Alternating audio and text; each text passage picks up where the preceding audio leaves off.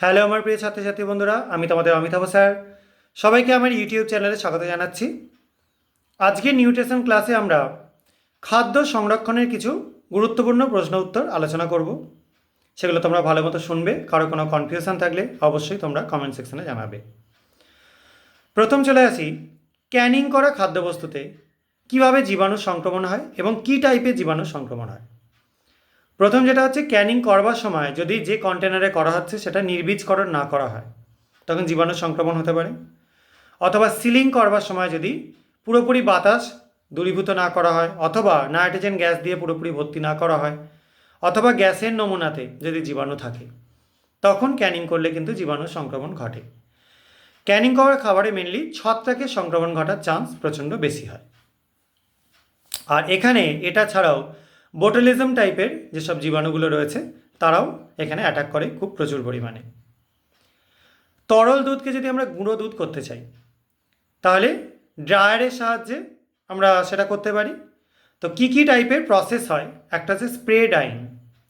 এই ড্রাইং পদ্ধতিতে খুব সহজেই একটা স্প্রে গানের সাহায্যে লিকুইডটাকে স্প্রে করা হয় এবং গরম হাওয়া প্রবেশ করিয়ে সেটার সাহায্যে শুকিয়ে দেওয়া হয়। আর একটা হচ্ছে কি রোলার ড্রাইং। এই দুরকম ড্রাইংয়ের পদ্ধতি আছে। নেক্সট, ফল আর সবজি আমরা খোলা রেখে দিলে কেন নষ্ট হয়ে যায়। ফল আর সবজি খোলা রাখলে সেটা বাতাসে থাকা বিভিন্ন জীবাণুগুলো তার উপর অ্যাটাক করতে শুরু করে এবং তাদেরকে ডিকম্পোজ করতে শুরু করে। এটা প্রাকৃতিক নিয়মেই হয়। জীবাণুগুলো আমাদের ক্ষতি করবার জন্য এটা করে, এটা ব্যাপারটা না, প্রাকৃতিক নিয়মেই হয়। এবং জীবাণুগুলো এগুলোকে ডিকম্পোজ করতে বা ভাঙন ধরাতে শুরু করে। তার জন্য তার বিভিন্ন উপাদান, কার্বোহাইড্রেট আরও যা যা থাকে সেগুলো সব সেপারেট হয়ে যায়। মেনলি কার্বোহাইড্রেটের কথাই বলছি আমি। কোল্ড স্মোকিং এটা কি? মাছকে সংরক্ষণ করার খুব ভালো একটা পদ্ধতি। এটায় একটা বিশেষ টাইপের ভাঁটি তৈরি করে 15 থেকে 25 ডিগ্রি সেলসিয়াস টেম্পারেচার রাখা হয় এখানে, এবং ধীরে ধীরে নিচে থেকে ধোঁয়া দেওয়ার মাধ্যমে মাছটাকে শুকানোর ব্যবস্থা করা হয়। এটা করতে কিন্তু অনেক দিন সময় লাগে, ঠিক আছে, কয়েক সপ্তাহ টাইম লাগে। আর একটা হচ্ছে কি তার কাছাকাছি একটা পদ্ধতি হচ্ছে হট স্মোকিং। এটাই টেম্পারেচার রাখা হয় মোটামুটি 55 থেকে 80 ডিগ্রি সেলসিয়াস। এটা খুব তাড়াতাড়ি তাপ দিয়ে জলটা মাছ থেকে বের করে দেওয়া হয়, যার জন্য মাছটা শুকিয়ে যায় এবং এই পদ্ধতিতে খুব তাড়াতাড়ি কাজটা করা যেতে পারে, ঠিক আছে। দইয়ের মধ্যে আমরা ল্যাক্টোব্যাসিলাস আছে সবাই জানি। এর বাইরেও কি ব্যাকটেরিয়া থাকতে পারে।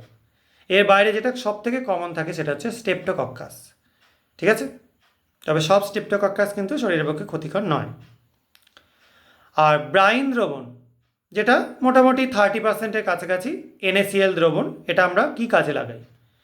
এটা জেনারেলি বিভিন্ন সবজিকে ধোয়ার জন্য অথবা বিভিন্ন জিনিসকে সংরক্ষণের জন্য কাজে লাগে, ঠিক আছে। খুব কমনলি এটা ইউজ করা হয়। নেক্সট, ভিনিগার জিনিসটা কি? এটা হচ্ছে অ্যাসিটিক অ্যাসিডের 4 থেকে 10% একটা জলীয় দ্রবণ। এটাও খুব ভালো সংরক্ষক হিসেবে ব্যবহার করা যায়। এটা ছাড়াও জীবাণুনাশক হিসেবে এর ব্যবহার আছে। বহু রান্নাতেই আমরা মাছ মাংসগুলো রান্না করবার সময় দেখতে পাই, বিশেষত মাংসের রান্নার সময় ভিনিগার ইউজ করা হয়। ভিনিগার দিয়ে মাংসটাকে ধোয়া হয়। নেক্সট চলে আসি, স্টিক ওয়াটার কি? স্টক ওয়াটার নয় কিন্তু, স্টিক ওয়াটার।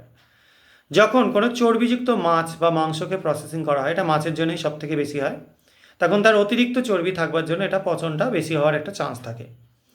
এই জন্য এটাকে গরম জলের মধ্যে ফুটিয়ে এর থেকে অতিরিক্ত জল এবং চর্বিটা নিষ্কাশন করে নেওয়া হয়। নিষ্কাশন করবার পর যে রেসিডিউটা পাওয়া যায় তাকে বলা হয় স্টিক ওয়াটার। এটাও অনেক কাজে লাগানো যেতে পারে, ঠিক আছে। তো স্টিক ওয়াটার যদি মাছ থেকে বের করে নেওয়া হয়, মাছটা কিন্তু খাওয়ার পক্ষে আরও বেশি উপযুক্ত হয়ে পড়ে। তবে স্টিক ওয়াটারের সঙ্গে মাছের অনেক গুরুত্বপূর্ণ কিছু উপাদানও বেরিয়ে আসতে পারে। এবার গ্রামাঞ্চলে যেখানে ফ্রিজার থাকে না, সেখানে মাছ সংরক্ষণ খুব কমন পদ্ধতি কিভাবে করা হয়? এটা অবশ্যই মাছকে শুকিয়ে নিয়ে শুটকি মাছে পরিণত করা হয়। এইভাবে করে মাছকে অনেক দিন লাস্টিং করানো যায়। ইলিশ থেকে শুরু করে অনেক মাছকেই এই পদ্ধতিতে আমরা প্রসেসিং করতে দেখতে পাই। আর পচনশীল খাদ্যবস্তুর মধ্যে আমরা কাকে বলতে পারি? বিভিন্ন সবজি, ফল, মাছ, মাংস, ডিম, এগুলোকে মোটামুটি পচনশীল খাদ্যবস্তু আমরা বলতে পারি। আর অর্ধ পচনশীল যদি বলা হয় তাহলে কী কী বলা যায়? আলু, পেঁয়াজ, আদা, রসুন, ওল, এসব কন্দ জাতীয় যে জিনিসগুলো রয়েছে সেগুলো সবই এর মধ্যে পড়ে। আর খাদ্য সংরক্ষণে ব্যবহার করা হয় এমন দুটো কমন রাসায়নিক। সেটা একটা হচ্ছে ফরম্যালিন, যেটা ব্যবহার করা খুবই খারাপ এবং বোরিক অ্যাসিড, এটা তুলনামূলক বেটার। এটা ছাড়াও আছে সোডিয়াম বেনজোয়েট, ঠিক আছে, সোডিয়াম মেটাবাইসালফেট, এগুলো এরকম আছে, কিন্তু কোনো প্রিজারভেটিভই এখানে কিন্তু ভালো না। ন্যাচারালি যেগুলো পাওয়া যায় সেগুলো ব্যবহার করলে অতটা ক্ষতি হয় না, কিন্তু আর্টিফিশিয়ালি তৈরি করাগুলো একদমই ভালো না। এবার চলে আসি, এই যে আধারীকরণ বা ক্যানিং করা হয়, সেখানে কন্টেনারগুলো কিসের নেওয়া হয়? এই কন্টেনারগুলো মেনলি হতে পারে এরকম টিনের। টিন ব্যাপারটা আমরা কিন্তু এসএন যে ফর্মুলা বলছি, যে সিম্বলের আমরা এলিমেন্টটা বা মৌলটা ব্যবহার করি, সেটা কিন্তু নয়। এখানে কিন্তু জেনারেলি লোহার কোনো জিনিসের ওপর একটা লেয়ার লাগিয়ে সেটাকে অ্যানোডাইজিং করা যেতে পারে, বা অন্য কোনো লেয়ার লাগিয়ে নিয়ে, সেটা টিনেরও লেয়ার হতে পারে বা অন্য কিছুরও হতে পারে, সেই টিন বা সেই ক্যান ব্যবহার করা যায়। আদারওয়াইজ কাঁচের কন্টেনার ব্যবহার করা হয়। কাঁচের কন্টেনারটা কিন্তু অবশ্যই সব কিছুর থেকে ভালো, ঠিক আছে। কাঁচের কন্টেনারে দীর্ঘদিন খাবার রাখতে পারা যায়, সংরক্ষণ করে রাখা যায়।